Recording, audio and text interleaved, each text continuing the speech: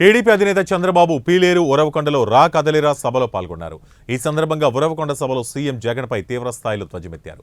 షర్మిల కాంగ్రెస్లో చేరడం వెనక తానే ఉన్నారని, వైఎస్ కుటుంబంలో తానే చిచ్చు పెట్టారని వైసీపీ నేతలు ఆరోపిస్తుండటంపై మండిపడ్డారు.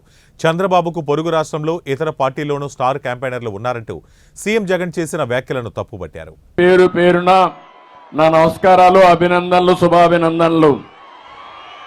ఉరవకొండలో రా కదిలిరా పిలిపిస్తే ఒక చరిత్ర సృష్టించిన మిమ్మల్ని అందరినీ మనస్ఫూర్తిగా అభినందిస్తున్నా, మనస్ఫూర్తిగా ధన్యవాదాలు తెలియజేసుకుంటున్నాను. నేను ఈరోజు వచ్చింది ఈ కార్యక్రమంలో మిమ్మల్ని చైతన్యవంతులు చేయడానికి వచ్చాను. భవిష్యత్తుకు ఏ విధంగా ముందుకు పోవాలి, ప్రజల్లో ఏ విధంగా చైతన్యం రావాలి, మనం అందరం కలిసి రాష్ట్రాన్ని ఏ విధంగా కాపాడుకోవడానికి మీకు చెప్పడానికి వచ్చాను. మీ ఉత్సాహం చూస్తే మేమంతా నీ వెనకనున్నాం, నడవండి ముందుగానే మీరు నన్ను ముందుకు నడిపిస్తున్నారు. ఇది చూస్తే నా జన్మ సుకృతంగా నేను భావిస్తున్నా. ఈ ఉరవకొండలో స్పష్టమైన మార్పు కనపడుస్తా ఉంది. తెలుగుదేశం జనసేన గాలి వీస్తా ఉంది.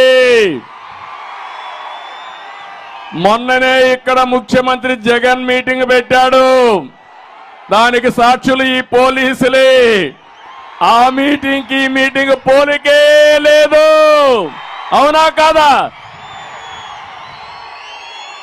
అది తోలిన జనం, కూలీ జనం. ఇది స్వచ్ఛందంగా వచ్చిన ప్రజా చైతన్యం. ఈ ఉత్సాహం చూస్తే ఇంకా జగన్ కు నిద్ర రాదు. 74 రోజులు ఇంక నిద్రే లేదు తనకి.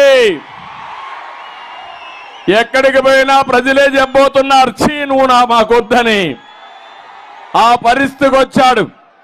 అందుకే 2014 కాదు, 2024 14 కంబైన్డ్ జిల్లాలో గెలిచి చరిత్ర సృష్టించబోతున్నాం.